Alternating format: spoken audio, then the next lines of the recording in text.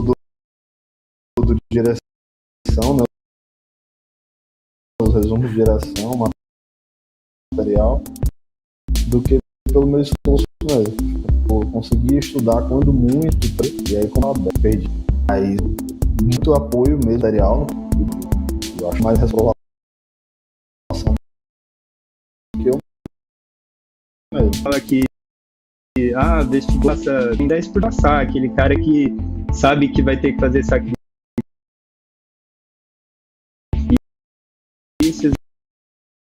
e faz o sacrifício de ter a recompensa. Eu tive que cancelar muito jantar para ficar, tive que jogo, que eu gosto muito de futebol, acompanhar as aulas noturnas do direção ao vivo. Então, o passo é você realmente quer tudo que precisa ser feito. O resto precisa ser feito, a direção vai te dar, você só precisar de mesmo. E não fez um necessário para o cargo específico, muita repetição de material. Eu acho que o fato de direção ser direto ao ponto, ter um material mais enxuto, e as videoaulas também, né? Pessoal, toda aula que tiver do José Maria, na verdade, qualquer professor daqui da direção, qualquer professor que você sentar e assistir a aula, você não vai ter problema. Igor Sintra, professor de contabilidade, o Eric, direito administrativo, Natália Masson, constitucional, pode assistir a aula de qualquer professor que você vai estar em ótimas mãos. E eu sempre tive, assim, grande dificuldade de compreensão de certas matérias, né? E aí, quando eu conversei com o pessoal que estava me orientando, eles disseram assim, não, você não precisa de um material ser alto, porque tu não tem muito tempo, e tem que ser algo específico pra gente não ficar perdendo tempo com coisas que não são necessárias pro teu concurso por enquanto. Quando eu comecei a ler o material do direção, eu percebi que era aquilo que eu precisava, sabe, pro concurso de técnico. E eu fui adquirindo segurança nisso. No final ali, como eu não tinha conseguido ler, não conseguido finalizar muito as leis, eles começaram a passar pontos específicos dos PDFs do direção para mim ler, que era matéria que eu podia ficar sem. E isso fez a grande diferença, assim, porque a gente conseguiu cercar a banca de matérias que eles foram mais, eles se aprofundaram mais nas questões, eu consegui acertar também. E aí eu vi que a minha falha era raciocínio lógico e eu tinha que, além de fazer questões, assistir as aulas. Então, com as aulas do Arthur Lira, e eu era bem dinâmico, ele conseguia fazer com que eu acertasse as questões, que eu conseguisse desenvolver raciocínio, entender. Foi essencial as questões, mas eu sei que eu errei só uma, assim. E faz a diferença. A gente sabe que uma questão hoje num concurso, ela faz uma grande diferença, né? E foi... Nossa, esse raciocínio lógico eu nunca tive. Acho que a prova ela tinha 36 questões de informática, eu fiz 32, né? Eu errei 2 questões ali só, que assim, errei discordando, assim, que o pessoal foram questões polêmicas, né? Mas o resto deu tudo certo. Então, foi muito legal. O professor Arthur Lima também, eu gostava bastante do jeito que ele explicava ali os exercícios. Não é aquele professor que fala, vai lá e vai jogando, faz a continha ali no quadro, mesmo que seja uma continha demais, ele monta ali a continha, faz, então assim, praticamente pega na mão do aluno, né? Outra coisa que me ajudou, principalmente porque eu sou de matemática, foram as aulas de português do professor Zé Maria, né? Que além das videoaulas, os PDFs também, mas o fato de... Isso tem todos também, né? O teste de direção também, isso ajuda muito. Você tem as aulas e logo em seguida você já pode medir ali como você está com questões inéditas, alguns professores colocam questões inéditas e as antigas também, mas no geral, assim, eu acho que ser objetivo ali, você precisa estudar aquilo e pronto, né? Não a mais nenhum. Eu utilizei assim, bastante materiais, principalmente de constitucional e administrativo, né? A professora Natália Mação, ela é espetacular, né? Acho que é a melhor professora de constitucional que no mercado atualmente. O professor Érico também é maravilhoso, o material dele. Eu gosto bastante também da do sistema de questões, já está dentro do PDF ali, resolver, já entra para a sua estatística ali. Foi um aspecto que me ajudou, foi um aspecto de talvez emocional mesmo, sabe, de proximidade, né? Eu já conhecia, né, de outros carnavais, né, professores, você e os colegas, né? E na época que eu bombei no TCDF, que eu comecei a abrir minha cabeça, eu comecei a ver você estava fazendo uma série de entrevistas com o pessoal do TCU. Aquilo foi muito legal, assim, para conhecer, né, o pessoal, conhecer a carreira. Dá pro aluno, né, um conforto, né, uma motivação, né, assim, era como se fosse aquele programa que você vai assistir no fim do dia, né, para se distrair, né, gerava um conforto, né, em mim. E depois, com a Turma das Feras, eu tive um contato maior, né, muito grande com o material técnico mesmo, e a qualidade, assim, era muito, muito grande, a estrutura que vocês fizeram com o cronograma, né, isso é legal pro aluno ter planejamento, né, então, assim, é um material muito curado, né? Tem uma curadoria muito grande, né? Acho que primeiro de tudo é a qualidade dos profissionais. Os professores são muito comprometidos com uma qualidade de ensino alta. Sinto que são pessoas que estão ali de coração, comprometidas com o ensino de alta qualidade. Então acho que é o ponto número 1, assim, ter essa confiança que aquilo ali é um profissional, não está ali só para fazer a aula. Bom, o material de direção no geral ele é muito completo, mano. E ele tem um nível de profundidade realmente adequado. Quase tudo ali estava presente, que caiu na prova estava presente no material. Ele é bem amplo e ele é bem explicado, né? Então, no geral, é um material excelente. E ainda tem todas as outras coisas secundárias da direção, né? Que são as videoaulas também, que os professores são muito didáticos. Além disso, os professores são muito acessíveis também. Sempre que eu precisava tirar uma dúvida, eu conseguia rapidamente descobrir o que eu estava querendo saber. E também os simulados excepcionais, os simulados de direção são excepcionais ali. Ficava até ansioso para fazer o simulado de direção do TCU, que eu sabia que são um grande ganho de conhecimento, uma ótima revisão. Então, no geral, direção, curso excelente, recomendo bastante. Eu reprovei no TCDF, né? Não tive nenhum possível corrigida. Eu já estava sentindo que era tal, né? E aí, quando saiu mesmo esse resultado, eu pensei, não, vou ali para direção, porque eu sentia que outros materiais, às vezes, eram um pouco sucintos, às vezes eram um pouco organizados mesmo, assim, direção, assim, é limpo e seco mesmo, assim, tem o que importa, bem diagramado, bem direcionado, e como eu até mencionei, já os próprios resumos direcionados para mim é um diferencial absurdo. Inclusive, até aproveitando o momento de falar dos resumos direcionados, o meu estudo para as discursivas, né, segunda fase, foi muito de treino, claro, de discursiva, né, de pegar temas, né, e treinar a munheca mesmo. Mas principalmente em termos de teoria foram os resumos direcionados, né? Eu saí abrindo todos os PDFs de direção, salvando como PDF só o resumo direcionado, fiz um piladão de resumos para cada matéria e, cara, foi o resumo direcionado, assim.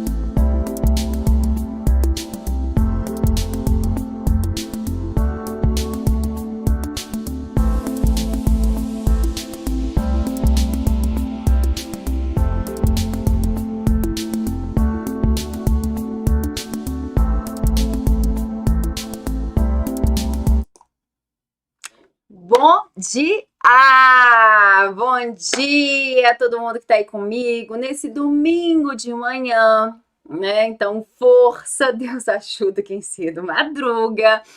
E eu tenho certeza que vocês vão ficar satisfeitos com essa aula, porque eu sempre trago aqui algum detalhe, alguma coisinha ali que não foi trabalhada de forma minuciosa nas aulas.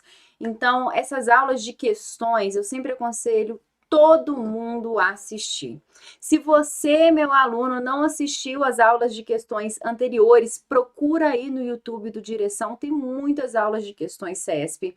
Assistam todas. Sempre eu trago uma questão que você fala assim, nossa, eu não sabia disso. É isso? É sério que isso está acontecendo? Sim, é sério, é isso que está acontecendo. Eu sempre trago alguma coisa assim que não passa desapercebido, ou que a gente não aprofunda muito durante as aulas. Então, eu sempre busco fazer isso nas aulas de questões, para que a gente tente abarcar mesmo, fechar ali todo o conteúdo e não deixar nenhuma ponta solta, tá? Gabriel Russo, também tô cansada, tá? Acho que tá todo mundo, né, gente? Eu também tô aqui, ó, aula de segunda a segunda, meu computador travando, não consigo nem arrumar meu computador, porque não tem tempo, eu uso ele todos os dias por conta de aula, né? Pati, fica aqui comigo, tá? Nessas aulas de questões. A Paty comentou aí no chat que tem errado muitas questões porque a CESP ela não coloca a questão completa.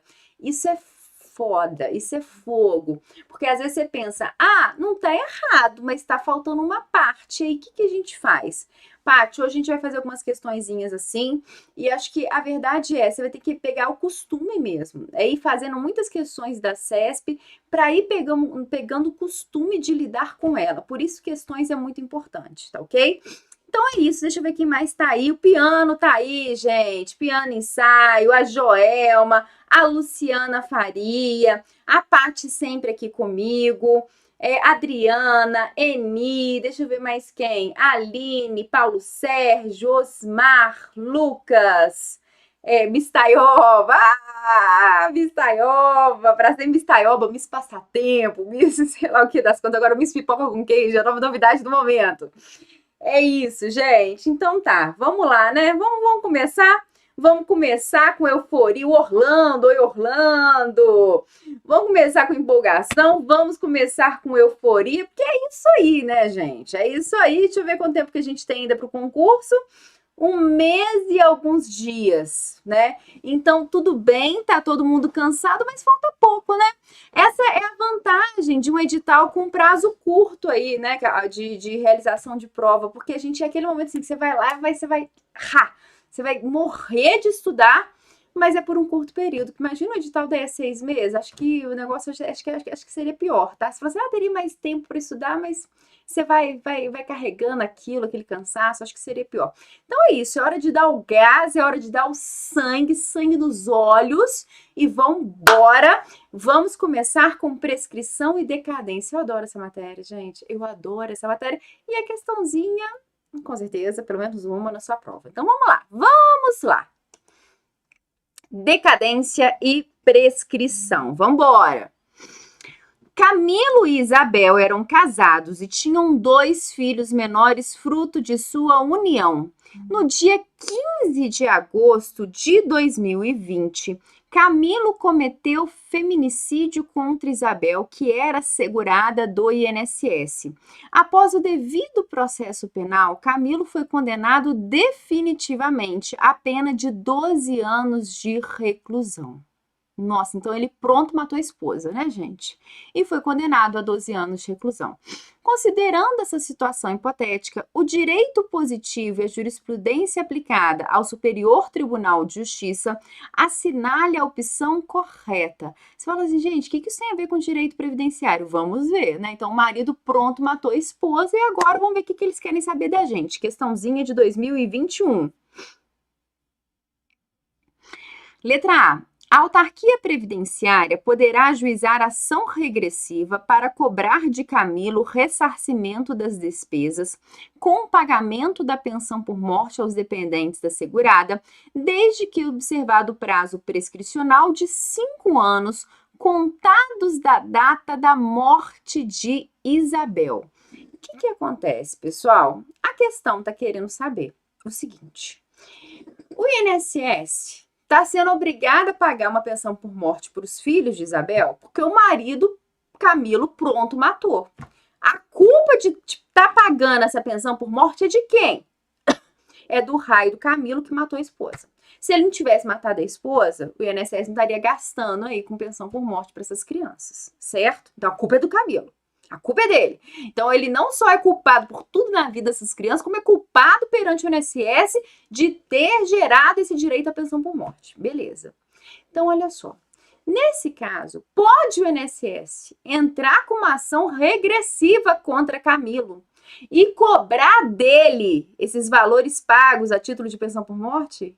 Sim, fofoca bomba. Você sabia disso, gente? Fofoca bomba. Pronto, comecei já na fofoca.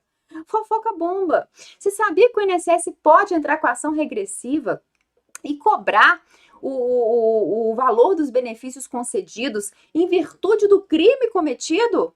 Sim, está lá na Lei 8.213, tá? É possível sim. Mas qual que é o prazo que o INSS tem para entrar com essa ação judicial e cobrar do Camilo? 5 anos. 5 anos, tá?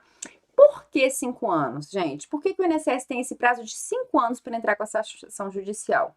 Nesse caso específico, nós temos uma jurisprudência que utiliza o Decreto Geral da Administração Pública, que é o Decreto 20.910. Então, nesse caso específico do feminicídio, é 5 anos, tá? O prazo para o INSS entrar na justiça com a ação regressiva contra o Camilo vai ser de 5 anos, porque utiliza o prazo da administração pública como um todo.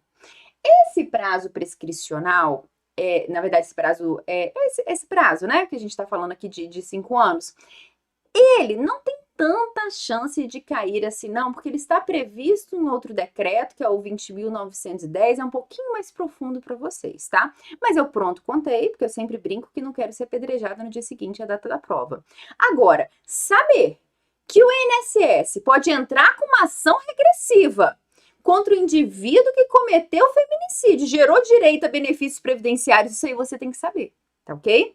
A letra A não está correta porque não conta do óbito, conta da concessão do benefício. Então, vamos continuar. Letra B. A autarquia previdenciária poderá ajuizar ação regressiva para cobrar de Camilo ressarcimento das despesas com o pagamento da pensão por morte aos dependentes do segurado, desde que observado o prazo prescricional de 5 anos, contados da concessão do benefício. Questão correta, prazo prescricional de 5 anos, contados da concessão do benefício, gabarito letra B. Aí eu vi o pessoal aí no chat, mas se o prazo, não seria o prazo decadencial de 10 anos? Gente, o prazo decadencial de 10 anos é para o segurado entrar contra o INSS e solicitar um benefício que foi pago a menor, que foi pago indevidamente, a revisão de um benefício previdenciário, tá?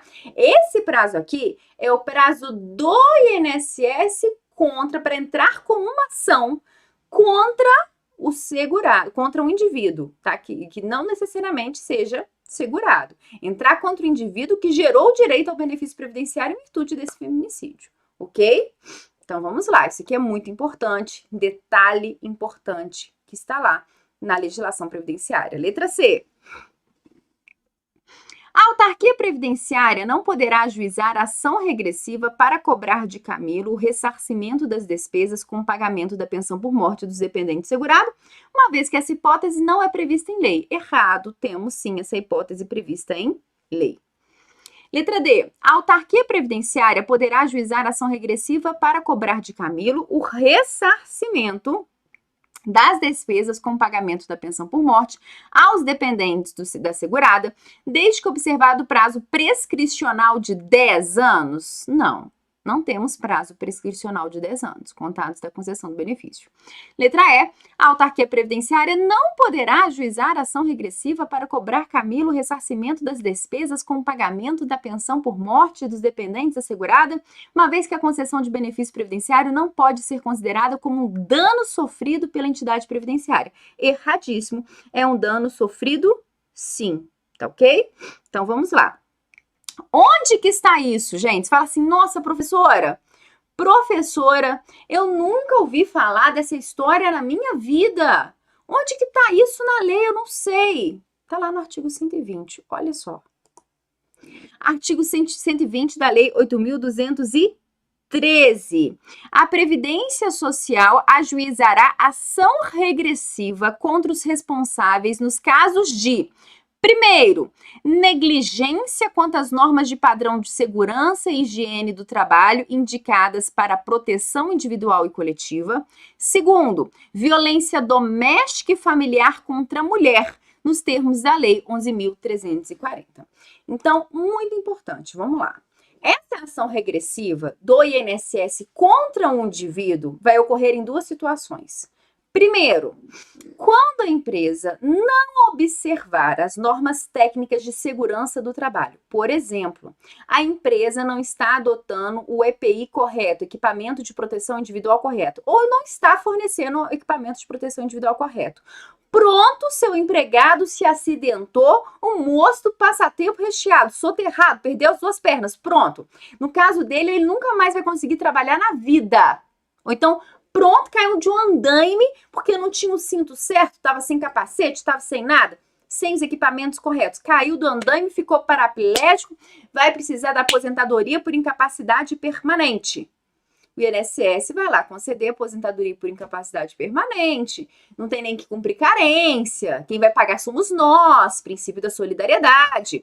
Beleza, mas o que o INSS pode fazer? Entrar com uma ação de regresso contra aquela empresa que não atuou da forma devida perante as normas de segurança do trabalho.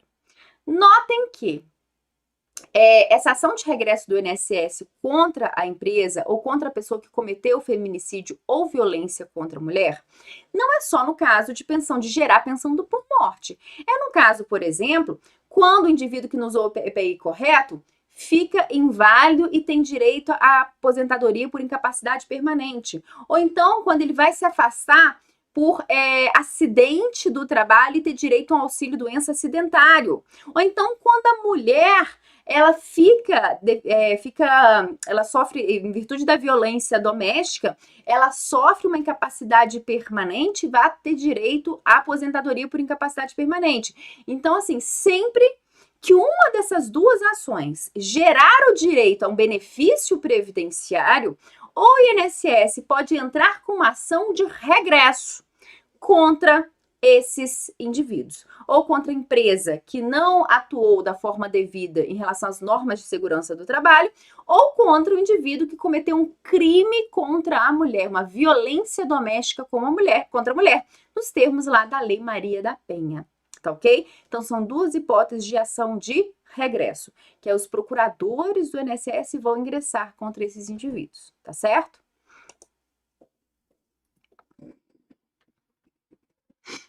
Ademais, o STJ entende que o prazo prescricional dessas ações será de 5 anos por aplicação analógica e por isonomia do Decreto 20.910.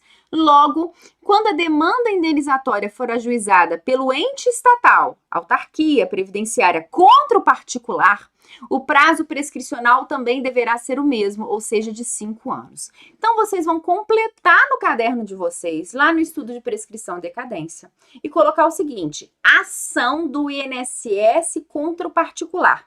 Ação indenizatória do INSS contra o particular. Prazo, 5 anos. Beleza? Prazo prescricional. 5 anos. Completem lá no resuminho de vocês. Isso aqui, como eu disse, é um pouquinho mais profundo, decorre de jurisprudência. Ah, professora, jurisprudência pode cair na minha prova? Não sei. Tudo pode acontecer na sua vida. Pronto, te contei. Anota aí. Se for espertinho, você pega e anota. Tá ok? Agora, a previsão do artigo 120, com certeza absoluta, pode cair na sua prova. 2. Luísa é segurada da Previdência Social na categoria de empregada e é beneficiária de auxílio acidente. Ou seja, o que aconteceu na vida de Luísa para ela ter direito ao auxílio acidente? Acidente de qualquer natureza, sequela permanente já consolidada e redução da capacidade para o trabalho. Ou seja, 3 situações, 3 hipóteses, 3 itens aí tem que ser cumpridos para a pessoa receber auxílio acidente.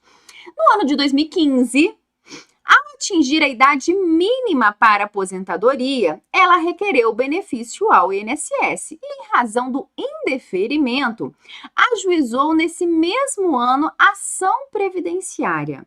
Na instrução processual, ficou comprovado que alguns períodos de contribuição constantes no sistema do INSS eram falsos, tendo sido dolosamente inseridos no sistema, de forma indevida, para que Luísa obtivesse a vantagem de majoração do tempo de contribuição.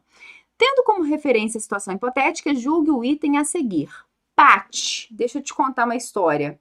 Olha só, isso aqui é o tipo de coisa que a CESP tem costume de fazer, tá? Paty, você que falou dos costumes da CESP, né? A CESP, ela te conta um caso com várias informações. Fulana recebeu auxílio acidente, fulana quer dar entrada na aposentadoria dela, mas foi indeferida, e além disso, inseriram dados falsos no sistema para aposentadoria da Luísa, ou seja, te deu 3 informações sobre o mesmo caso. O que a CESP costuma fazer? Te traz uma história e coloca várias assertivas para você julgar sobre aquele mesmo casinho. Então, nessa assertiva, o que a CESP quer saber da gente? O limite de prazo para que Luísa ajuizasse ação contra o indeferimento administrativo era, de fato, o ano de 2015, já que, por exemplo, se ela tivesse postergado para o ano de 2021, haveria decadência do direito. Pessoal, certo ou errado? Em 2015, ela teve o benefício indeferido, não foi isso? Olha lá, ó. No ano de 2015, ao atingir a idade mínima para aposentadoria, ela requereu o benefício do INSS e, em razão do indeferimento, ajuizou no mesmo ano a ação previdenciária. Em 2015, ela teve o benefício indeferido. Qual é o prazo para Luísa ingressar com uma ação contra o INSS solicitando o deferimento do benefício previdenciário? Prazo decadencial de 10 anos. Então, o direito dela de entrar com uma ação contra o INSS em virtude desse indeferimento só iria decair em 2025. E não em 2021 ali, como foi dito na questão. Então, somente em 2025 iria decair o direito de Luísa.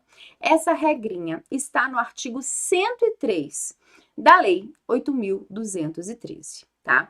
O artigo 103 da Lei 8.213, essa questão, gente, repare, é uma questão de 2021, questão recente, ok? Esse artigo 103 da Lei 8.213, ele vem falando o quê? Decai em 10 anos o prazo para que o segurado ingresse contra uma ação contra o INSS, no caso de indeferimento, cancelamento, cessação de benefício previdenciário ou revisão de benefício pago a menor. Ou seja, seria basicamente, vamos reduzir em 2 situações. Esse prazo decadencial para entrar com uma ação contra o INSS seria quando a pessoa solicita o benefício é negado, ou quando ela está recebendo e cancela um benefício dela, tá? Ou então, indeferimento, cessação, cancelamento, ou então, a outra hipótese, revisão do benefício, quando o benefício é pago a menor. Essa é a redação. Reparem que a CESP, ela vem cobrando a redação, a literalidade do artigo 103 da Lei 8.213. Então, esse caso era um caso de indeferimento, né? E a CESP se pautou na redação da lei, que fala que no caso de indeferimento ou de revisão, prazo decadencial de 10 anos. Mas o que a gente tem aqui de detalhe para a gente saber? O STF, ele julgou parte desse artigo inconstitucional.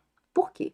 Ele vem falando que esse prazo decadencial de 10 anos só vai valer para revisão de benefício previdenciário, somente se a pessoa não concorda com o valor que está sendo pago a título de benefício previdenciário.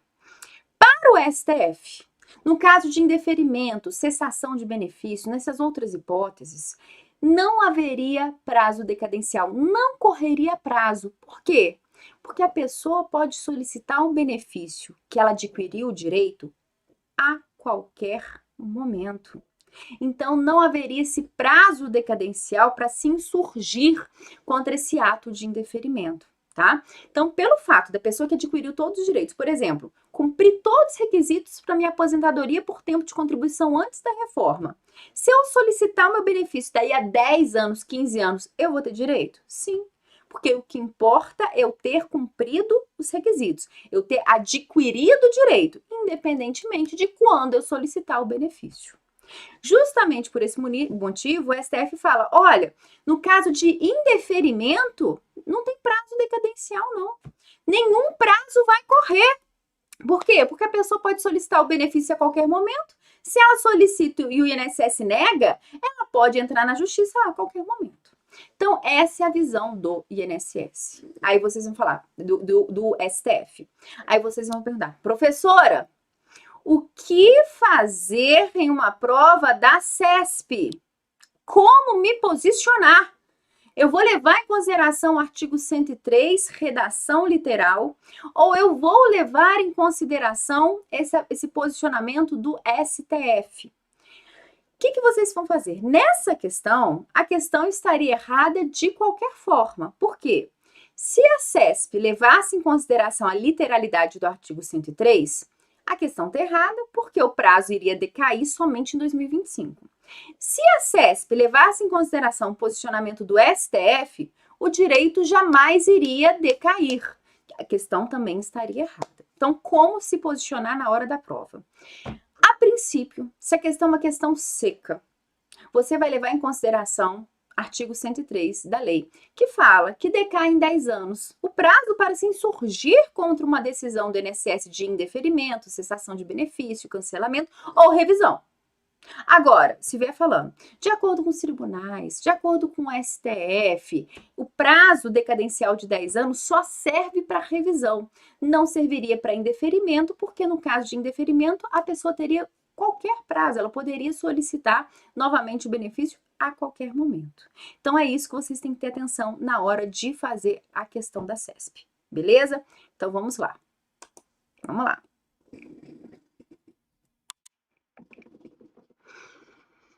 Então, gabarito errado. Esse aqui é um resuminho, gente, para vocês printarem. 1, 2, 3 e já valendo, tá? 1, 2, 3 e já valendo. Decadência no custeio.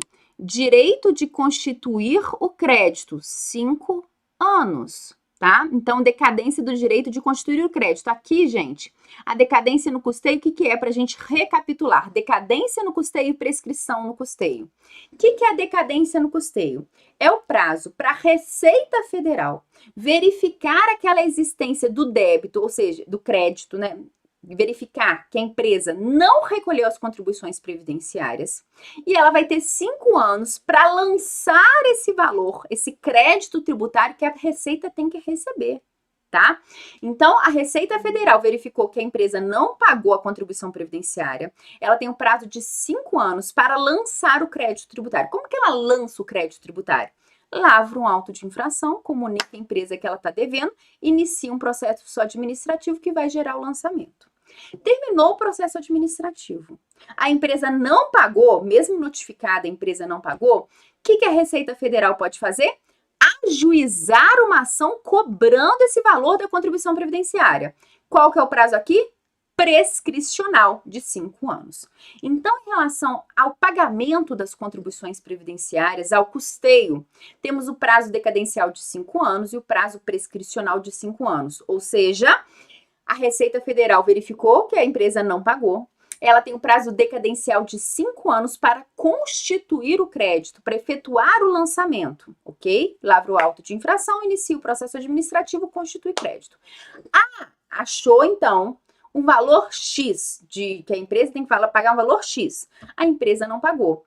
A partir daí, começa a correr o prazo prescricional de 5 anos. Onde estão esses prazos decadencial de 5 anos e prescricional de 5 anos no custeio?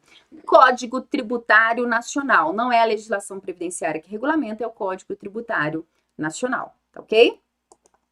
Decadência do benefício, que é o que eu contei para vocês, revisão do ato de concessão do benefício ou anular ato administrativo, 10 anos. Porque é o seguinte, gente, caso o INSS conceda indevidamente um benefício previdenciário, às vezes a pessoa não tinha direito ao benefício e o INSS concedeu, sem querer, por um erro do sistema ou um erro do servidor. O INSS pode anular o seu próprio ato no prazo decadencial de 10 anos, salvo se o indivíduo tiver de má fé. Se o indivíduo tiver de má fé, pode anular a qualquer momento. Por exemplo, foi inserido dados falsos no sistema para conceder a aposentadoria da pessoa. É? Então o INSS pode anular essa aposentadoria a qualquer momento, porque o indivíduo estava de má fé. Beleza? Então, se a pessoa entra na justiça contra o INSS solicitando o pagamento de um benefício previdenciário, o prazo para ingressar na justiça, 10 anos. Mas ela vai ter direito a quanto de atrasado? 5 anos. Prescreve e em 5 anos as parcelas vencidas, tá ok? Então ela tá 7 anos recebendo um benefício previdenciário menor e hoje resolveu entrar na justiça.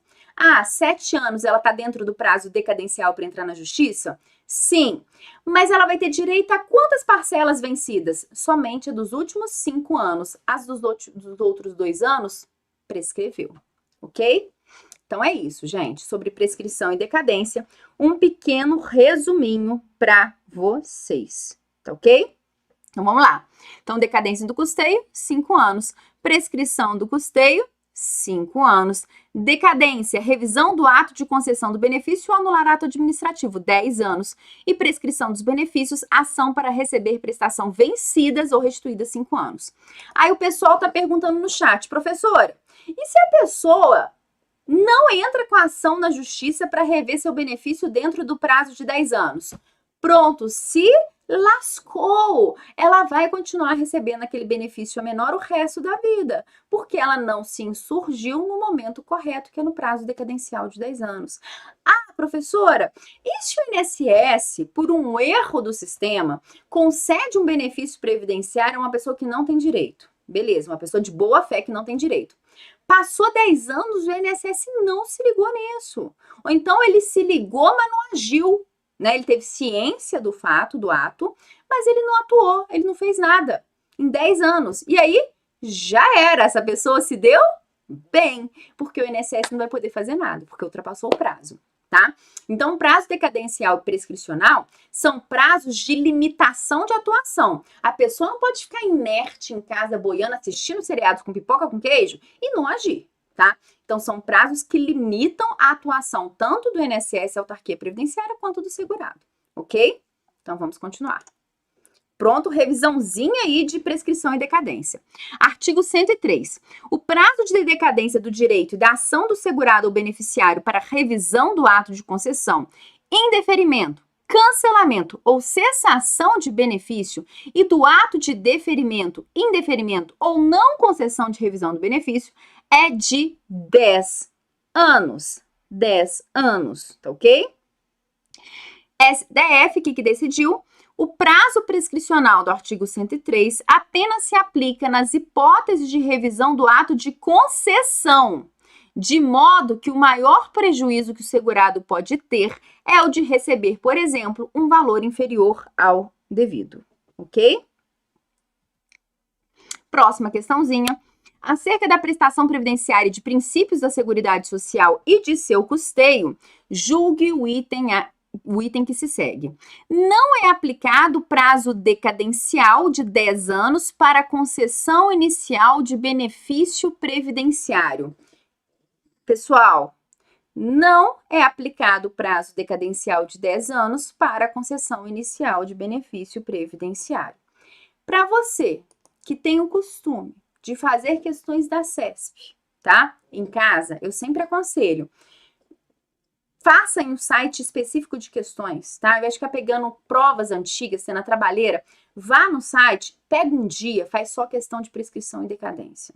Se você fizer isso, tirar um dia para fazer todas as questões de prescrição e decadência, você vai ver que essa questão aí de 2021, de Tribunal de Contas do Distrito Federal, é uma questão clássica, que a CESP cobra do mesmo jeito. Ela não muda nem as palavras, ela copia e cola. Deve ter umas 5 questões iguais a essa, tá ok? Então, olha a importância de fazer a questão. O que a CESP está falando?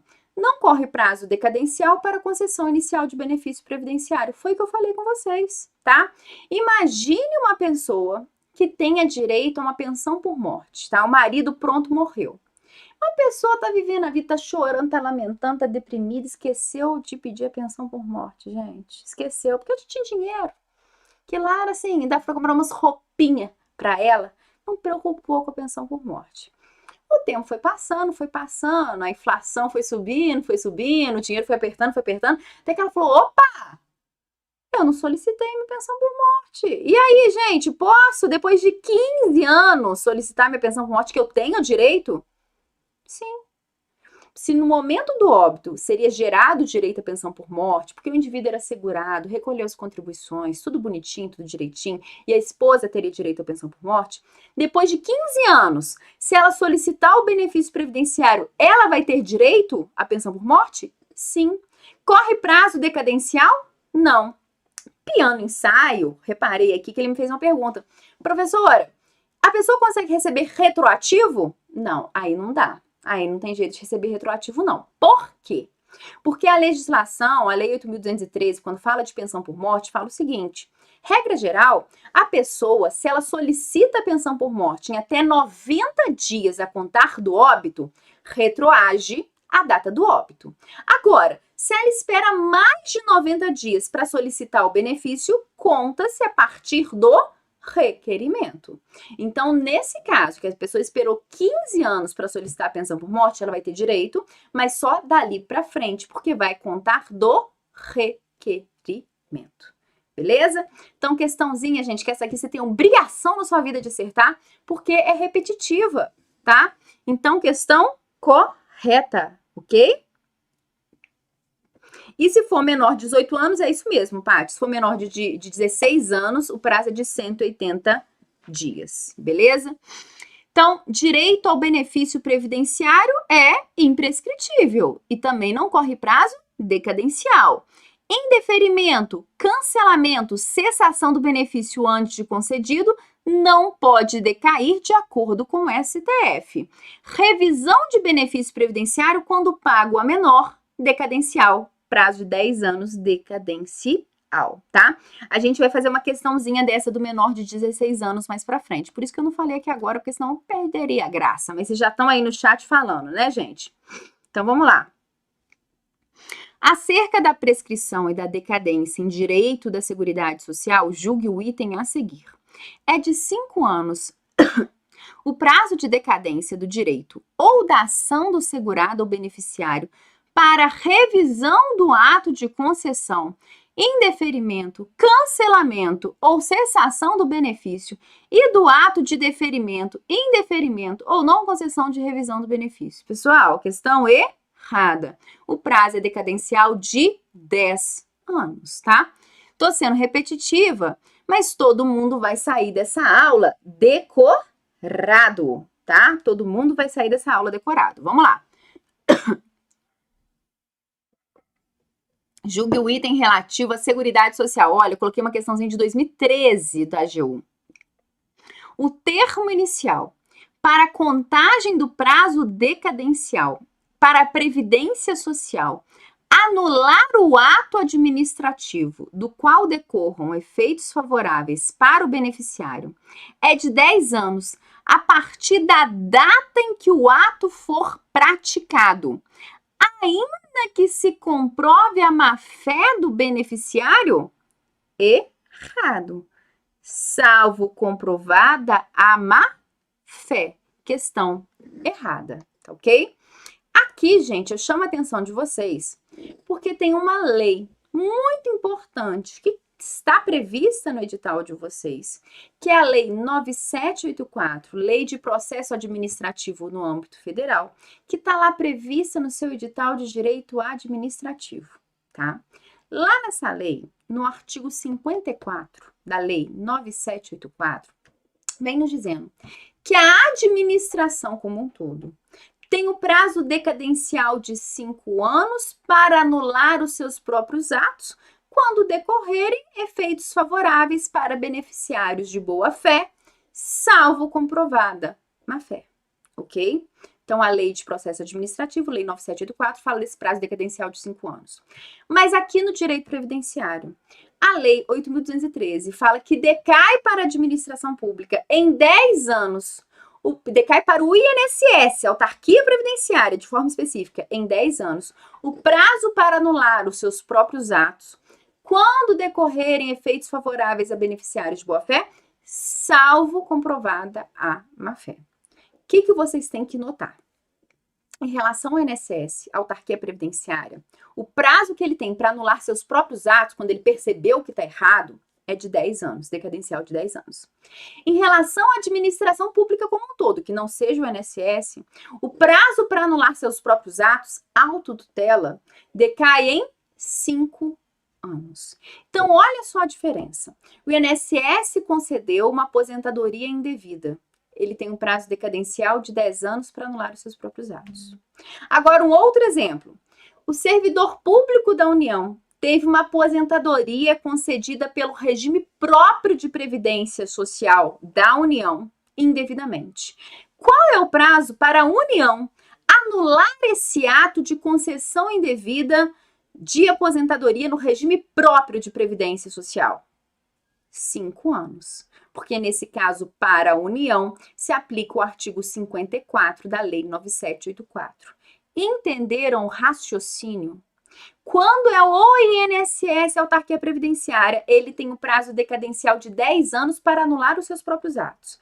Quando é o resto da administração pública federal como um todo, o prazo é decadencial de 5 anos para anular os seus próprios atos, baseado no artigo 54 da Lei 9784. Ok? Essa questão, CESP cobra, CESP pergunta dentro de Direito Previdenciário, Lei 9784. Pronto, já contei para vocês. E vocês têm sorte que a professora aqui de Previdenciário e Administrativo tudo ao mesmo tempo, tá ok? Então vamos lá. Maria solicitou à Previdência Social auxílio acidente, não decorrente de acidente do trabalho. Mas seu pedido foi indeferido, sob o fundamento de que ela não teria cumprido o tempo de carência legalmente estabelecido. Então, ela pediu auxílio acidente e foi indeferido porque ela não cumpriu a carência. 6 anos depois do pedido, ela ingressou com uma ação previdenciária para o recebimento do referido benefício. Antes de ler a assertiva, o que a gente já pode falar sobre a questão? Você já bateu o olho, você está lendo lá na sua prova, o que você vai anotar na questão? Você vai anotando. Você lê, você já vai rabiscando e anotando quais foram as suas impressões. Então, olha só. A moça, ela queria ter direito ao auxílio acidente. O que é auxílio acidente? É quando ocorre um acidente de qualquer natureza, sequela já consolidada e redução da capacidade laboral. É o exemplo clássico do moço da empilhadeira soterrado por passatempos recheados, né? Acidente de qualquer natureza, sequela permanente, pronto, perdeu as 2 pernas e redução da capacidade laboral. Ele não vai conseguir mais trabalhar na empilhadeira. Beleza. Pergunto a vocês, gente, auxílio acidente tem carência? Não, não tem carência. Por quê? Porque é um benefício de natureza acidentário. E por ser um benefício de natureza acidentário, nesse caso específico, ele vai ter natureza indenizatória. Então, para ter direito ao auxílio acidente, não tem carência. O INSS agiu corretamente? Não, agiu errado. Tá errado. Segunda observação. Depois de 6 anos, a pobre da moça, depois de 6 anos, porque o povo, gente, o povo não tem conhecimento de direito previdenciário. Essa que é a verdade da vida, infelizmente. Tinha que ser uma matéria mais divulgada, sabe? Mais explicada para as pessoas saberem os seus direitos. Então, a pobre da moça, depois de 6 anos, ela resolve entrar com uma ação na justiça pleiteando esse benefício, que não foi devido. Pergunto a vocês, ela está dentro do prazo? Sim. Porque o artigo 103 fala que o prazo decadencial, no caso de indeferimento, é de 10 anos, certo? Então, ela está dentro do prazo. Ela vai ter direito a quantas parcelas para trás? 5 anos de parcela, porque prescreve os 5 anos. Ela vai ter direito a receber os 6 anos que ela deixou de receber? Não. Ela vai ter direito a receber somente os últimos 5 anos, porque o resto já prescreveu. Beleza? Então, vamos lá. Fizemos uma análise completa e agora vamos saber o que a CESP quer da gente. Considerando essa situação hipotética. À luz das normas vigentes acerca do direito previdenciário, julgue o próximo item. O direito de ação perseguido por Maria, ao ajuizar a ação previdenciária, está prescrito, visto que se passaram mais de 5 anos desde a negativa administrativa do pedido de concessão do benefício. Gente, a questão ela está totalmente errada.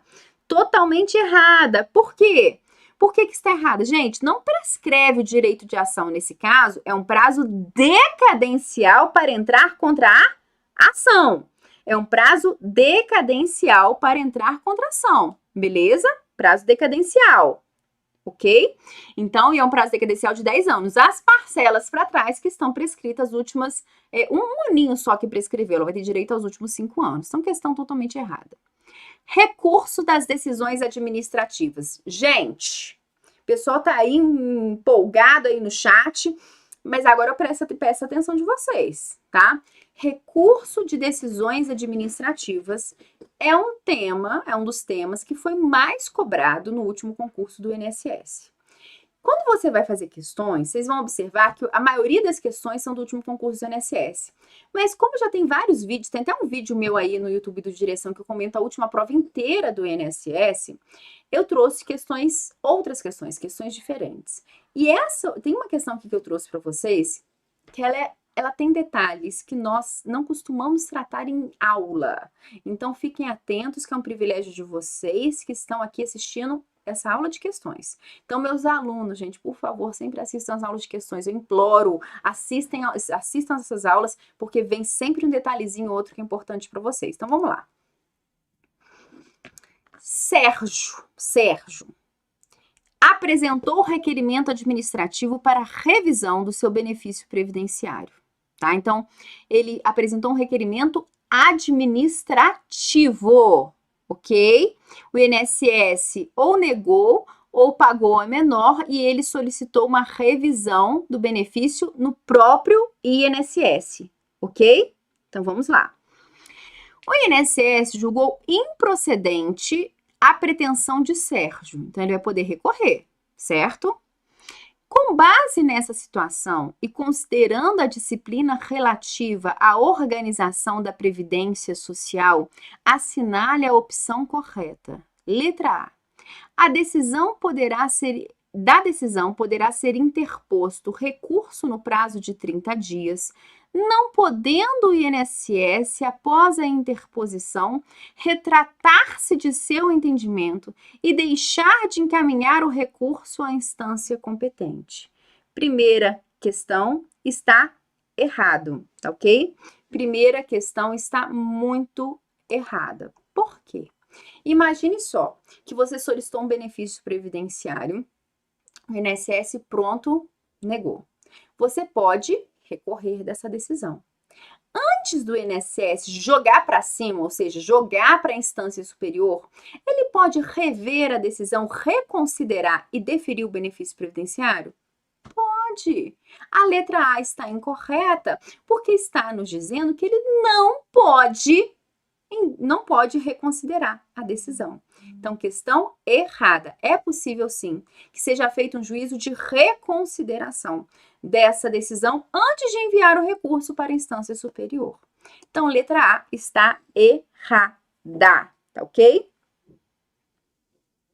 B. A propositura de ação judicial por parte de Sérgio, que tenha por objeto idêntico pedido sobre o qual verse o processo administrativo, importará renúncia ao direito de recorrer na esfera administrativa e, consequentemente, desistência do recurso interposto. Então, olha só, vamos lá. A propositura de ação judicial por parte de Sérgio, que tenha por objeto idêntico pedido sobre o qual verse o processo administrativo, importará renúncia ao direito de recorrer na esfera administrativa e, consequentemente, desistência do recurso interposto. Aqui está correta, aqui está errada, e aí como é que vai ser isso aqui? Gente, a letra B é o nosso gabarito, tá? que acontece? A princípio, no geral, nada impede que uma pessoa ingresse com ação judicial e tenha procedimento administrativo rolando. Por quê? A gente pode dizer que são várias esferas, né, gente? Tem esfera judicial, tem esfera administrativa, tem a coisa julgada na esfera judicial, tem a coisa julgada na esfera administrativa. Então, nada impediria que uma pessoa entrasse com uma ação judicial e um processo administrativo ao mesmo tempo. Nesse caso aqui do INSS, se o Sérgio entra com recurso contra a decisão que deferiu o benefício dele previdenciário, que ele está pedindo revisão, e o INSS negou ou pagou a menor, enfim. Entrou com recurso o Sérgio. E ao mesmo tempo ele fala, acho que não vai dar em nada isso aqui no INSS. O INSS está muito lento, está muito lerdo, acho que não vai dar em nada. Mas eu sei que tem jurisprudência a meu favor, compensa entrar na justiça. Se Sérgio ingressa com uma ação judicial com o mesmo objeto daquele recurso administrativo, automaticamente vai implicar em desistência, em renúncia àquele recurso. Então, letra B é o nosso gabarito. E a letra B, ela está atualizada, tá, gente? Peguei essa questão de 2010, porque é uma questão difícil. Mas ela está atualizada, porque o decreto 3.048 foi atualizado pelo decreto 10.410 e essa redação, ela vai permanecer. Nós vamos ler lá daqui a pouquinho, tá? Então, gabarito, letra B de bola, tá? A propositura de ação judicial por parte de Sérgio, que tenha por objeto idêntico pedido sobre o qual verse o processo administrativo, importará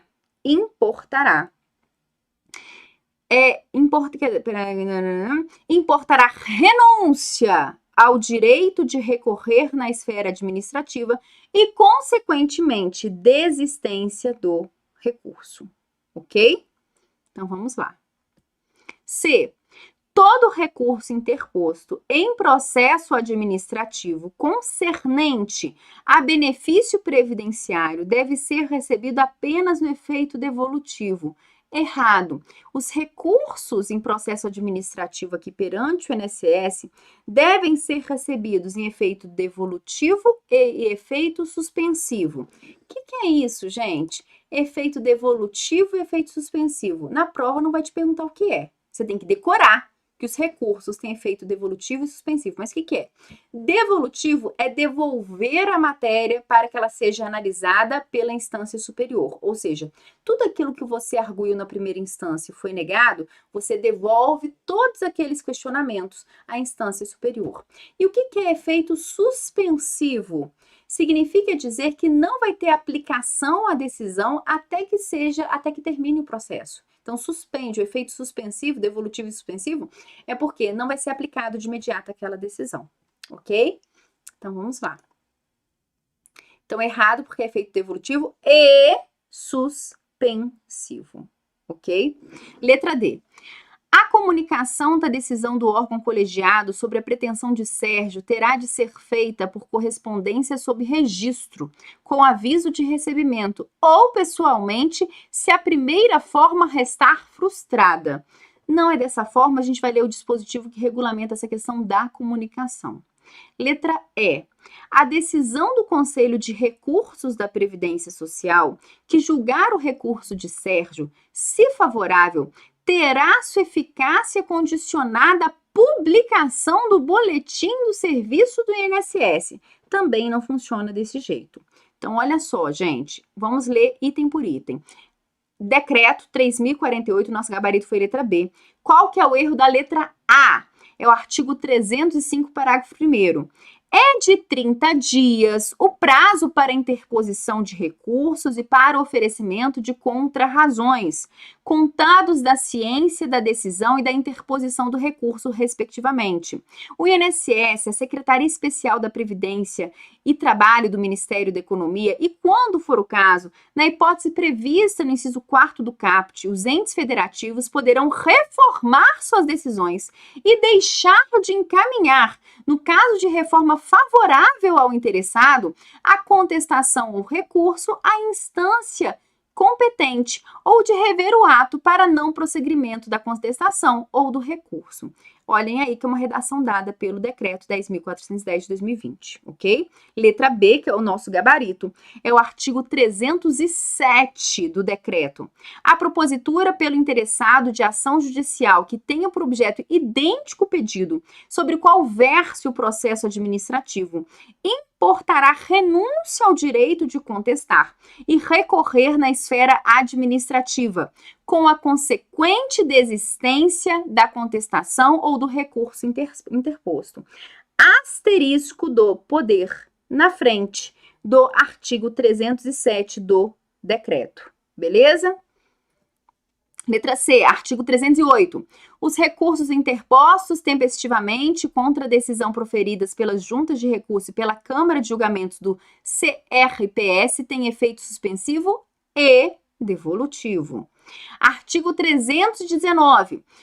Então, por que a letra D está errada? O INSS notificará o interessado de sua decisão, preferencialmente por meio eletrônico, por meio de cadastro prévio, na forma definida pelo INSS, realizado por procedimento em que seja assegurada a identificação adequada do interessado ou por rede bancária, conforme definido no ato do INSS, por via postal, por meio de carta simples destinada ao endereço constante do cadastro do segurado do INSS, hipótese em que o aviso de recebimento será considerado prova suficiente da notificação, e 3, pessoalmente, quando entregue ao interessado em mão.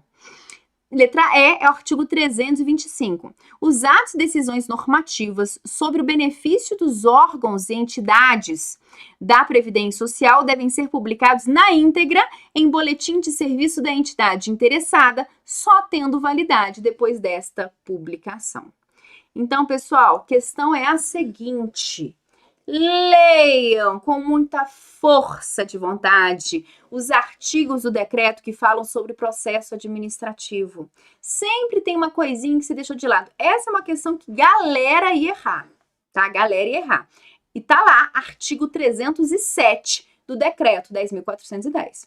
Tanto que aqui no Direção a gente tem um projeto, né, que é a mentoria Estude Comigo. Vamos pedir para a Lohane colocar o link aí para vocês. Para quem tiver interesse, nós lemos todos os dispositivos legais, tá? A gente pega a lei e vai lendo tudo. Olha, a gente fica atento nisso aqui, coloca ser isso aqui não vale nada, isso aqui não vale nada, você larga para lá, isso aqui não tá valendo, ok? Então, temos uma mentoria Estude Comigo para quem tiver interesse. Loiane, coloca o link aí da mentoria Estude Comigo para quem quiser, beleza? Então, vamos continuar. E se a Loiane não colocar, vocês me mandem direct que eu mando para vocês. Vamos lá. A propósito do processo de justificação administrativa, assinale a opção correta, tá? Então, qual que é sobre justificação administrativa? Essa aqui é uma questãozinha também que passa batido pela galera, mas vamos lá, sobre justificação administrativa. Só para a gente entender o que é justificação administrativa. Vamos lá. Pessoal, justificação administrativa é um procedimento administrativo que corre dentro do INSS e toda vez, tá, que o segurado quiser fazer prova ou de dependência econômica ou ele quiser fazer prova de união estável, ele vai entrar com processo de justificação administrativa. Ou quando o interessado ele quiser arrumar algum dado no CNIS dele. Por exemplo, a empresa declarou errada a data de demissão dele no CNIS. Ele quer arrumar essa situação. Por quê? Porque isso vai gerar uma repercussão nas suas contribuições previdenciárias e, consequentemente, no valor do seu benefício, né? Então, ele quer arrumar o CNIS. Entra com uma justificação administrativa. Então, é um processo administrativo utilizado geralmente para situações, para provar dependência econômica, para provar união estável, para organizar o CNIS, beleza? Então, vamos lá. A propósito do processo de justificação administrativa, assinale a opção correta. Em qualquer hipótese, a comprovação do tempo de serviço para fins previdenciários deve realizar-se com base em início de prova material, não sendo admitida a prova exclusivamente testemunhal. Questão correta, não é permitida a prova exclusivamente testemunhal. Letra B. A homologação da justificação judicial processada com base em prova exclusivamente testemunhal dispensa a justificação administrativa em vista da autoridade da coisa julgada constituída. Então, peraí, gente, a letra A, qual que é o erro? Vamos lá, vamos com calma. Em qualquer hipótese, a comprovação do tempo de serviço para fins previdenciários deve realizar-se com base no início de prova material, não sendo admitida a prova exclusivamente testemunhal. Questão é a seguinte, gente, em caso de caso fortuito ou força maior, pode ser utilizada prova exclusivamente testemunhal. Então, a questão está falando em qualquer caso? Não. Vamos ter exceção. Por exemplo, a pessoa trabalhou lá na empresa em 1900 antigamente, pronto, pegou fogo a empresa. Pronto, pegou fogo, tá? Nesse caso, não vai ter quinis, porque foi muito antigamente. É um fato notório, todo mundo sabe que a empresa pegou fogo. Então, é possível uma justificação administrativa com prova exclusivamente testemunhal. Regra, não pode prova exclusivamente testemunhal. Exceção, em caso fortuito ou força maior, de notório conhecimento, tá? Vamos continuar. A homologação da justificação judicial processada com base em prova exclusivamente testemunhal dispensa a justificação administrativa em vista da autoridade da coisa julgada constituída, tá? Então, a homologação da justificação judicial processada com base em prova exclusivamente testemunhal dispensa a justificação administrativa em vista da autoridade da coisa julgada constituída? Não. Errado. Pode ser que não dispense, não, tá? Letra C. A justificação administrativa deve ser admitida ainda que o fato a comprovar dependa de registro público de casamento, de idade ou de óbito. Errado, gente. Toda vez que um fato puder ser comprovado através de um registro público, ou de casamento, ou de óbito, ou de nascimento, não tem por que ter um processo de justificação administrativa. Você vai abrir um processo de justificação administrativa para provar que você é casado? Não, você tem a certidão de casamento. Você vai abrir um processo de justificação administrativa para provar que seu marido morreu e que você quer pensão por morte? Não, você tem certidão de óbito, ok? Então, não existe, não pode ser aberto justificação administrativa quando o fato puder ser provado por um registro em um cartório. Seja de casamento, seja de óbito, seja de nascimento. Contra a decisão da autoridade competente do INSS que opinar pela eficácia ou pela ineficácia da justificação administrativa, não caberá recurso. Letra D está correto. O povo está sabendo. Vocês estão de parabéns, tá, gente? O povo está sabendo, é letra D. Sobre essa decisão do INSS não cabe recurso. Letra E. O processamento da justificação administrativa traduz opção legal, conferida ao interessado, ainda que exista outro meio eficaz de configurar a verdade do fato alegado e sua plausibilidade? Não. Se existir outro meio de comprovar o fato alegado, não tem por que existir justificação administrativa. Por exemplo, você quer entrar com pedido de pensão por morte e você tem uma união estável. Então, no seu próprio pedido de pensão por morte, você já vai juntar todos os documentos, tá? Você junta lá todos os documentos previstos na lei. Agora, imagine que você não tem documentação suficiente. Você tem um dos documentos exigidos, mas você não tem os outros. Aí você vai ter que entrar com a justificação administrativa para provar que, de fato, você teria aquela união estável. Mas então, observem, se existir outros meios prováveis, plausíveis de se comprovar uma determinada situação, não será utilizada a justificação administrativa. Então, gabarito, letra D. Letra D, artigo 147 do decreto, não caberá recurso da decisão da autoridade competente no Instituto Nacional do Seguro Social que considerar eficácia ou ineficácia da justificação administrativa. Carência, vamos lá, questãozinhas agora de carência. Acerca do período de carência, julgue o item abaixo. A perda da qualidade de segurado não prejudica o direito à aposentadoria se todos os requisitos para a sua concessão já tiverem sido preenchidos e estiverem de acordo com a legislação em vigor à época em que esses requisitos foram atendidos. Questão correta ou questão errada?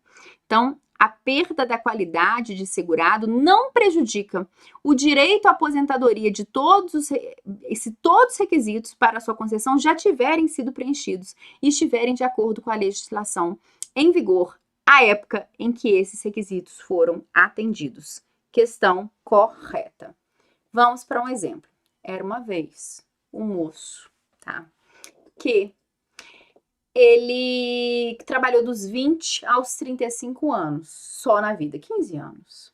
Ficou em casa, comendo pipoca com queijo. O pessoal vive me mandando direct.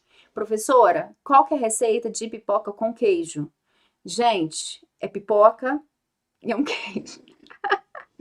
Não tem receita pra isso, não tem receita. Tá? Não é aquele queijinho frito de pipoca do meio da rua, não, que aquilo eu não sei fazer em casa. Queijo lá e pronto, entendeu? Um queijo coalho dourado, né? Gratinado, fica bom.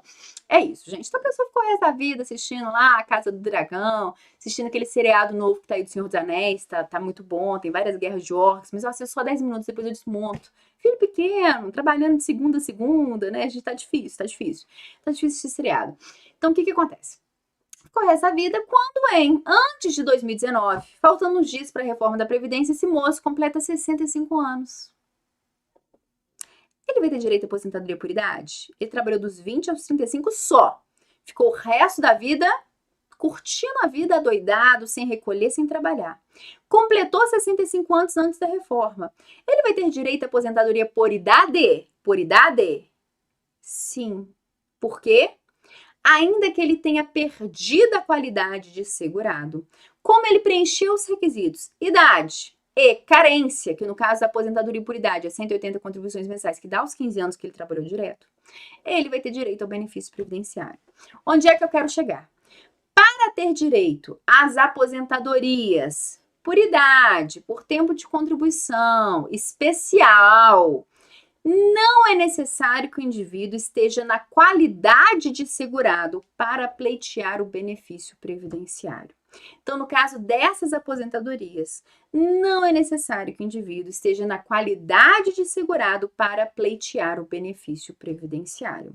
Agora, professora, e em relação aos outros benefícios previdenciários que exigem carência? Como fica a situação da pessoa que perdeu a qualidade de segurado? Existe uma regra na legislação previdenciária que vem nos dizendo que para os demais benefícios previdenciários que exigem carência, tirando essas aposentadorias, aquele segurado que perdeu a qualidade, ele tem que cumprir, no mínimo, metade do tempo de carência do benefício que ele pretende receber para resgatar aquele tempo lá atrás. Exemplo. Era uma vez um indivíduo que trabalhou 1 ano. Beleza. Ficou 5 anos desempregado. Ele perdeu a qualidade de segurado? Sim. O que você tem que analisar para saber se ele perdeu a qualidade de segurado? Você tem que verificar se ele está dentro do período de graça ou não, né? Se ele está dentro do período de graça ou não. O que você vai verificar se ele está dentro do período de graça ou não? Regra geral, uma pessoa que é empregado e é demitido, período de graça dele é de 12 meses. Se ele comprovar que ele está desempregado, mais 12 meses. Se ele tiver mais de 120 contribuições mensais, mais 12. Mas no caso, ele trabalhou só 1 ano. Ele tem mais de 120 contribuições mensais? Não. Ou seja, depois de 2 anos, ele perdeu a qualidade dele de segurado. Então, ele ficou 5 anos desempregado, sem trabalhar e sem recolher. 2 anos só que ele manteve a qualidade de segurado, depois ele perdeu. Agora, ele voltou a trabalhar. E ele quer ter direito ao auxílio-doença, um auxílio-doença comum, tá? Sem ser acidentário, um auxílio-doença comum. Qual que é o prazo de contribuição? Quantas contribuições ele tem que verter para o regime geral de previdência para resgatar aquele período dele antigo, lá de 1 ano trabalhado? O que ele tem que fazer? Ele tem que recolher no mínimo metade da carência do benefício. Qual é a carência do auxílio-doença? 12 contribuições mensais. Se ele tem que recolher metade desse prazo, 6 contribuições. Com 6 contribuições, ele resgata lá o tempo dele anterior, soma e vai ter direito ao auxílio doença. Entendido? Segundo exemplo. Um indivíduo trabalhou 3 meses, só 3 meses. Ficou 5 anos desempregado. Qual foi o período de graça dele? Regra geral, 12 meses. Se ele era empregado de carteira assinada, 12 meses. Se ele comprovar que ele está desempregado mais 12 meses, ou seja, depois de 2 anos ele perdeu a qualidade de segurado, então ele perdeu a qualidade, né? 5 anos desempregado, perdeu a qualidade. Beleza. Agora ele voltou a trabalhar e quer ter direito ao auxílio-doença. Qual que é a regra?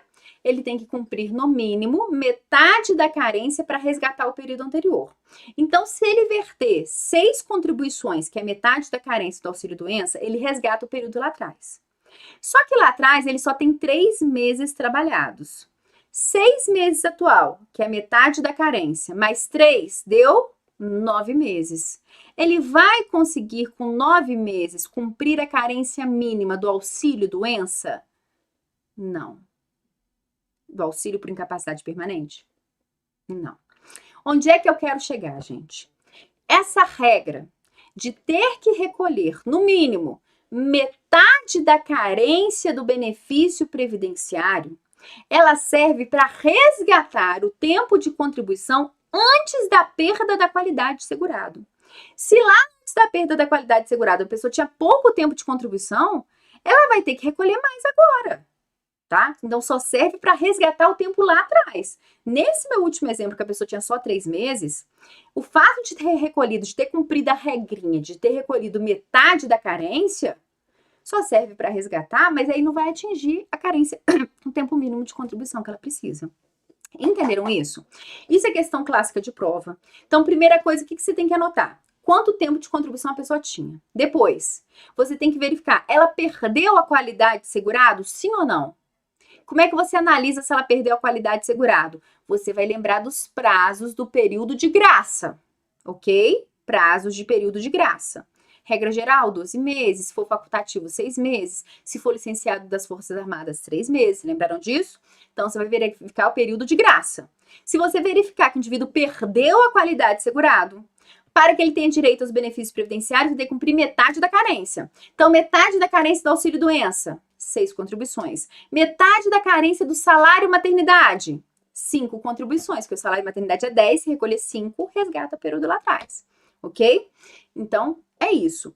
Essa regra só serve para resgatar o período lá anterior. Mas se somado não atingir a carência mínima, a pessoa vai ter que recolher mais, ok? Lembrando que, questão que a gente acabou de fazer, no caso de aposentadoria por idade, por tempo de contribuição especial, não me interessa se a pessoa é segurada ou não. Se ela perdeu a qualidade de segurado, mas ela cumpriu todos os requisitos, ela vai ter direito ao benefício da aposentadoria, ok? Então, vamos continuar. Então, recapitulamos aqui a matéria.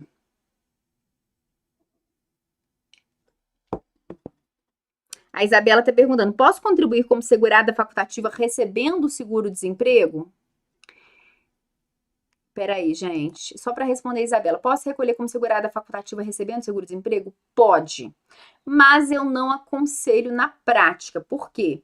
Segurado, você pode recolher como segurado facultativo recebendo seguro-desemprego, porque você não vai estar trabalhando. Você não pode recolher como contribuinte individual, porque cancela seu seguro. Mas, na prática, tem que ter muito cuidado com essa troca de dados aí do INSS e Ministério do Trabalho, tá? Eu aconselho esperar. A não ser que você esteja prestes a aposentar, não queira parar de recolher e tal. Então, já vimos essa questãozinha, vamos embora. Ah lá, tá no artigo 102. A perda da qualidade segurada importa em caducidade dos direitos inerentes a essa qualidade. A perda da qualidade segurado não prejudica o direito à aposentadoria, para cuja concessão tenha sido preenchidos todos os requisitos, segundo a legislação em vigor, à época em que estes requisitos foram atendidos. Parágrafo 2º, não será concedida pensão por morte dos dependentes do segurado que falecer após a perda desta qualidade, salvo se preenchidos os requisitos para obtenção da aposentadoria na forma do parágrafo anterior. 10. Joana, filiada ao regime geral de previdência social e contribuinte há 10 meses, sofreu um acidente de carro que lhe causou incapacidade para o trabalho por período de 15 dias. Então, vamos lá, gente. 10 meses. Ela sofreu um acidente de carro. Se ela sofreu um acidente de carro, precisa de cumprir carência? Não precisa de cumprir carência, ok? Mas aqui, um detalhe importante, gente. Um detalhe importante, que lhe causou incapacidade para o trabalho pelo período de 15 dias. Ela ficou incapacitada apenas por 15 dias. Letra A, ela vai receber auxílio acidente? Pessoal, a gente não pode falar que ela vai receber auxílio acidente, porque a questão não falou que ela sofreu acidente de qualquer natureza. Essa parte falou, acidente de qualquer natureza. Segundo, mas a questão não falou. Ela sofreu uma sequela permanente já consolidada? Não. Falou isso na questão? Não. Ela sofreu uma redução da capacidade laboral? Não. Tanto que tem um moço aqui que trabalhava com empilhadeira e falou que fica muito triste com o exemplo, mas é um exemplo que o pessoal cola na cabeça da galera, né? Então, a questão não falou de nenhum desses requisitos, não vai ter direito a receber o auxílio acidente. B, receberá auxílio doença independentemente do preenchimento de carência. Errado por quê? Muito embora um acidente de carro não gere a obrigatoriedade de cumprir carência, ela ficou incapaz tão somente por 15 dias. Para ter direito ao auxílio-doença, hoje chamado benefício por incapacidade temporária, é necessário que a incapacidade seja superior a 15 dias. Aí o pessoal tá falando aí no chat, os 15 primeiros dias são pagos pela empresa. Gente, a questão sequer falou se ela é empregada ou se ela é contribuinte individual. Se ela for empregada, os 15 dias são pagos pela empresa. Se ela é contribuinte individual, os primeiros 15 dias não é pago por ninguém. Ela teria que ter obrigatoriamente mais de 15 dias de incapacidade para ter direito. C, não receberá auxílio-doença porque não cumpriu o período de carência correspondente a 12 contribuições. Errado, porque acidente não exige carência. D, receberá aposentadoria por invalidez caso a incapacidade seja constatada por exame médico a cargo da Previdência Social. Então, receberá aposentadoria por invalidez? Não falou que ela foi inválida. Não receberá benefício nenhum da Previdência Social. Letra E é o nosso gabarito, ok? A respeito do regime geral de previdência social e do custeio da Seguridade Social, julgue o item que se segue.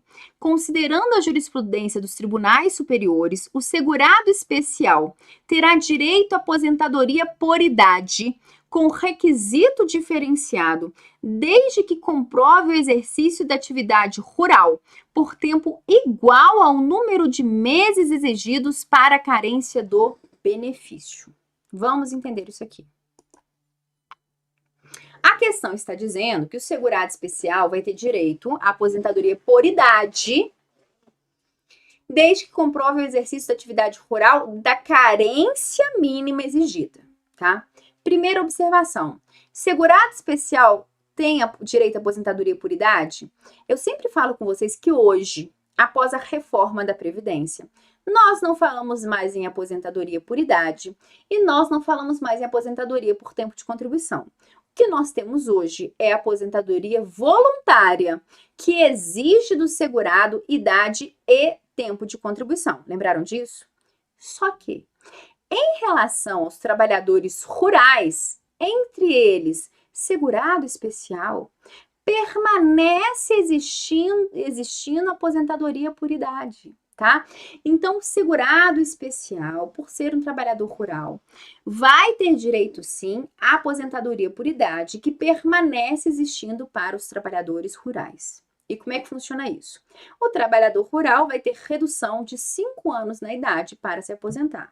Então, o homem se aposentaria com 60, a mulher com 55 anos de idade, tendo que cumprir a carência mínima de 180 contribuições mensais. Tá? Então, na aposentadoria por idade, tem que se cumprir carência de 180 contribuições mensais. Você fala, mas professora, o segurado especial, você não falou que o segurado especial não precisa recolher? Calma, gente, a gente tem que aqui, prova CESP certo e errado, a gente tem que colocar as palavras com muita correção. Olha só, eu posso falar que o segurado especial não precisa recolher? Se vier na sua prova falando, segurado especial não precisa recolher contribuições previdenciárias, certo ou errado? Errado. Errado. Segurado especial não precisa efetuar recolhimentos mensais a título de contribuição previdenciária. O segurado especial vai recolher quando houver comercialização, ok? Mas eu posso falar que ele não tem obrigatoriedade de recolher? Errado, ele tem obrigatoriedade de recolher quando houver comercialização, beleza? Só que tem alguns segurados especiais que nunca vão comercializar na vida. A taioba que ele planta só serve para o almoço para janta. O tomate só serve para almoço para janta. A berinjela para almoço para janta. Não sobra nada, gente. O que ele planta ali no quintal da casa dele só serve para o consumo familiar e pronto, final. Então pode ser que esse segurado especial nunca recolha nenhum centavo na vida. Tudo bem, porque ele nunca comercializou. Nesse caso, esse segurado ele tem que comprovar carência para poder se aposentar? Sim. Esse segurado ele vai ter que comprovar carência para ter direito a qualquer benefício previdenciário, a salário maternidade, a auxílio doença, auxílio por incapacidade temporária, qualquer benefício que ele queira ter direito, ele vai ter que comprovar carência. Mas como que ele vai provar carência se ele não recolhe? Através do exercício da atividade rural, ok? Através do exercício de atividade rural. Por isso a questão está correta. Então, aproveitei essa questão como uma questão fácil, gente, uma questão tranquila, para fazer essas observações com vocês. Outro detalhe, já vi questão da CESP falando o seguinte, o segurado especial que opta por recolher facultativamente como contribuinte individual deverá comprovar a carência através do exercício da atividade rural. Certo ou errado? Nós não sabemos que o segurado especial pode facultativamente recolher como contribuinte individual? Ele não pode fazer isso se ele quiser aumentar a renda dele, aumentar a aposentadoria e os benefícios? Pode.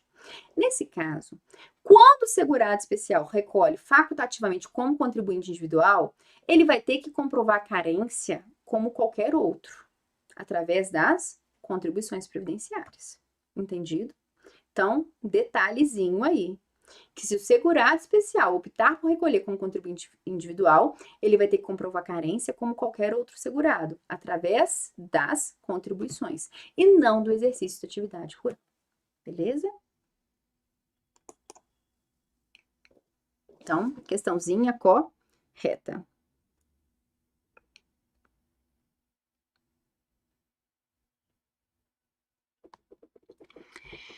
O item a seguir apresenta uma situação hipotética seguida de uma assertiva a ser julgada a respeito do benefício previdenciário e contribuição para o RGPS, regime próprio de previdência social.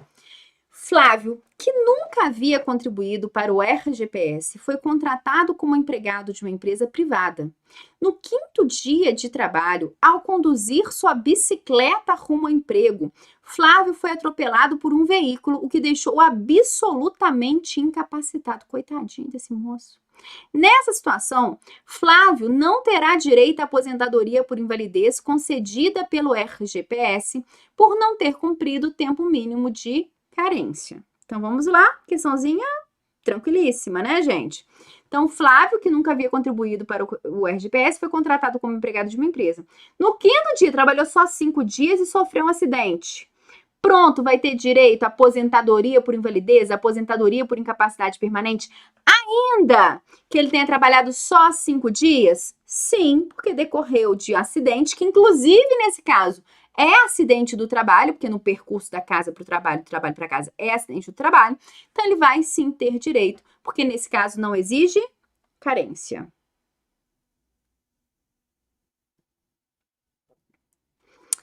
Salário, benefício e reajustamento do valor dos benefícios. Então, vamos lá.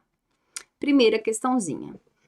Na relação jurídico-tributária, há a figura do sujeito passivo, disciplinada pelo artigo 121 do Código Tributário Nacional. Como espécie de sujeição passiva, temos os contribuintes, que são aqueles que mantêm uma relação pessoal e direta com a ocorrência do fato gerador, e também os responsáveis tributários, que, sem se revestir a condição de contribuintes, têm, na lei, obrigação imposta. Acerca dos tributos incidentes sobre a folha de pagamentos, julgue o próximo item. considera-se salário de benefício para fins da lei de custeio da Previdência Social para o empregado e trabalhador avulso, a remuneração oferida em uma ou mais empresas, assim entendida a totalidade dos rendimentos pagos, devidos ou creditados a qualquer título durante o mês, destinados a retribuir o trabalho. Gente, o pessoal está errando essa questão. E essa é uma pegadinha clássica de prova. Esse conceito aí que veio na questão de vocês não é o conceito de salário de benefício, é o conceito de salário de contribuição. Pronto, o povo escorrega nessa casca de banana. E isso aqui, gente, é questão que você não pode errar, tá? Por quê? O que é o conceito de salário de contribuição? É a base de cálculo das contribuições previdenciárias. É tudo aquilo que é pago devido ou creditado ao empregado ou trabalhador avulso. Lembraram disso? Inclusive gorjetas, ganhos habituais. Isso tudo vai integrar o salário de contribuição. É a base de cálculo que irá incidir as contribuições previdenciárias. Agora, qual é o conceito do salário de benefício? Que é o que falou a questão e não está correta. Salário de benefício, atualmente, após a reforma, é a média aritmética de 100% das contribuições previdenciárias a partir de julho de 1994. O salário de benefício é a base de cálculo para vários benefícios previdenciários. O salário de contribuição é a base de cálculo para a incidência das contribuições previdenciárias. Lembraram disso, gente? Não escorreguem nessa casca de banana. Então, qual o conceito hoje do salário de benefício, que é a base de cálculo de vários benefícios previdenciários? Média aritmética de 100% das contribuições previdenciárias a partir de julho de 94. É o que eu sempre falo, a reforma deu uma carcada aí no povo. Por quê? Deu uma lascada no povo. Porque antes da reforma, no conceito de salário de benefício, era possível eliminar as 20% menores contribuições. Então, ao longo da vida, aquelas contribuições que não foram boas, que foram valores inferiores, antigamente deve ser mandar jogar fora as 20% menores.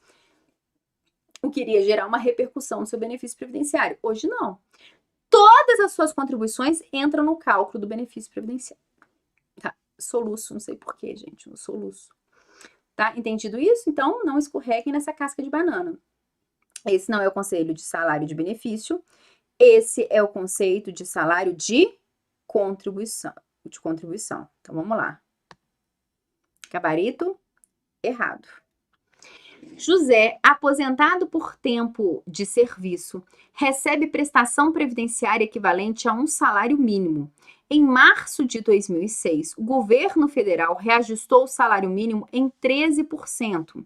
No dia 1º de maio de 2006, houve reajustamento geral dos benefícios previdenciários em 7%. Nessa situação, sobre o salário de benefício de José, incidirão os dois reajustes referidos acima. Então, olha só, questão certa ou questão errada? Questão difícil, tá? Questão difícil. A questão está falando que teve um reajuste no salário mínimo, tá? Provavelmente, em janeiro de 2023, teremos um reajuste no salário mínimo. Também teremos um reajuste nos benefícios previdenciários. Todo ano, em janeiro, a gente tem um reajuste nos benefícios previdenciários. Tem reajuste no que diz respeito à baixa renda, nos valores considerados de baixa renda. Às vezes tem reajuste no valor pago a título de salário e família. Então, temos reajuste em relação ao benefício previdenciário também. A questão é a seguinte, gente, uma coisa que vocês têm que colocar na mente de vocês. Não pode haver vinculação de reajuste realizado no salário mínimo ao benefício previdenciário. O reajuste no salário mínimo é uma coisa, reajuste em benefício previdenciário é outra. Não pode existir vinculação do benefício previdenciário ao salário mínimo. Por isso a questão ela está errada. Questão boa para cair em prova, tá? Questão errada. De acordo com a Lei 8.213, o benefício será reajustado da seguinte forma: o valor dos benefícios em manutenção será reajustado anualmente na mesma data do reajuste do salário mínimo pro rata, de acordo com suas respectivas datas de início ou do último reajustamento, com base no Índice Nacional de Preços ao Consumidor, INPC, apurado pela Fundação Instituto Brasileiro de Geografia e Estatística, IBGE. Cuidado, em nenhuma hipótese haverá vinculação do salário mínimo para o reajuste dos benefícios. Há vedação constitucional para a vinculação do salário mínimo. É o artigo 7º, inciso 4. Salário mínimo fixado em lei nacionalmente unificado, capaz de atender às suas necessidades vitais básicas de sua família, como moradia, alimentação, educação, saúde, lazer, higiene, transporte, previdência, com reajustes periódicos que lhe preservem o poder aquisitivo, sendo vedada sua vinculação para qualquer fim. Então, não pode existir essa vinculação, ok? Questão muito boa. Renda mensal dos benefícios. Gente, esse tema, como já deu o nosso tempo aqui, esse tema, renda mensal dos benefícios previdenciários, eu vou deixar para a próxima aula, que vai ser a nossa última aula de questões. Então, domingo que vem, convido vocês para assistir nossa última aulinha de questões. Provavelmente depois a gente vai inventar outra moda. Aqui na direção a gente vai sempre inventando moda de aula. Mas a princípio vai ser a nossa última aula de questões. Então, convido vocês domingo que vem para a aula de questões. Já convido vocês, segunda-feira teremos aula aqui no Direção Concursos. Que aula que nós teremos aqui?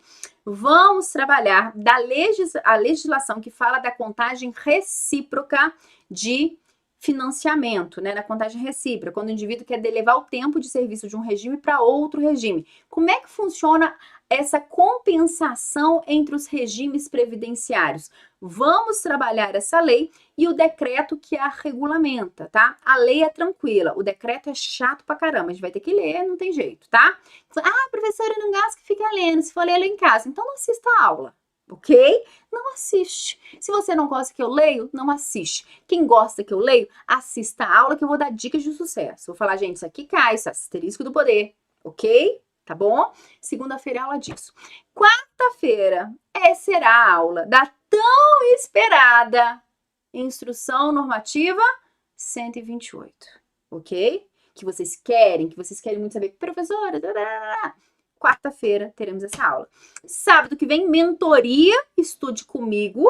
Loiane, coloca aí o link para quem quiser, tá? Em que nós lemos os dispositivos legais das legislações, fala o que cai, o que não cai, o que está de acordo com a reforma, o que não está. Porque vocês têm que ter muito cuidado na hora de ler a Lei 8.212 e 8.213. Temos dispositivos ali que não estão de acordo com a reforma da Previdência, então tem que ter esse cuidado. Quem quiser fazer parte da mentoria, procure o Direção ou me mande um direct que eu mando o link para vocês. E é isso, galera. Vamos correr 11h30. Eu sou mineira, eu almoço com as galinhas, eu gosto de almoçar cedo, ok? Eu gosto de almoçar cedo. Então vamos comer lasanha, que hoje é dia disso, hoje é dia de carboidrato, é dia de encher a cara de carboidrato para ser feliz. E um bom final de semana para vocês. Espero ter contribuído no aprendizado de vocês. Trago sempre questõezinhas aqui exóticas. Então, assistam todos os vídeos de questões que estão aí no YouTube do Direção. Não deixem de assistir. Eu sempre trago uma questão bomba para vocês, para comentar da CESP, interessante. Assistam os outros vídeos. E é isso, gente. Um bom domingo para vocês e até a próxima.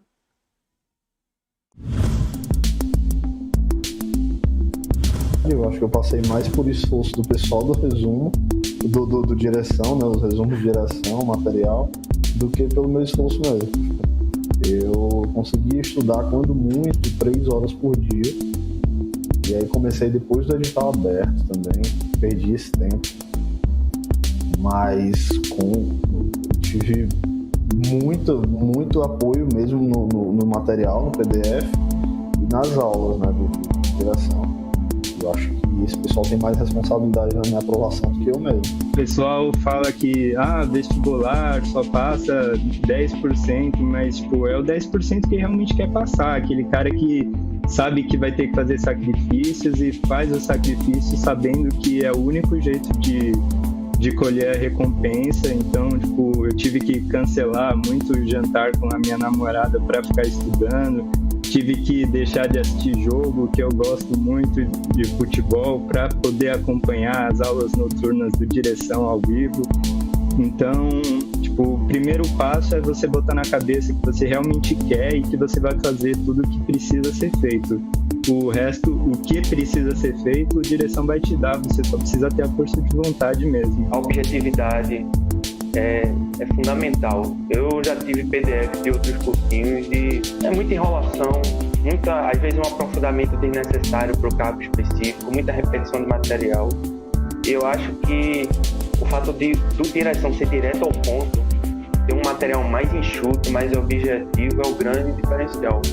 E as videoaulas também, né? Pessoal, toda aula que tiver do José Maria, aproveita. Excelente professor de português. Na verdade, qualquer professor daqui da direção, qualquer professor que você sentar e assistir a aula, você não vai ter problema.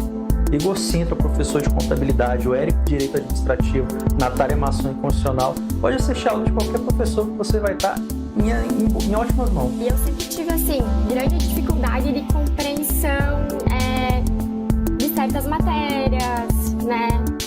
E aí, quando eu conversei com o pessoal que estava me orientando, eles disseram assim, não, você não precisa de um material muito extenso.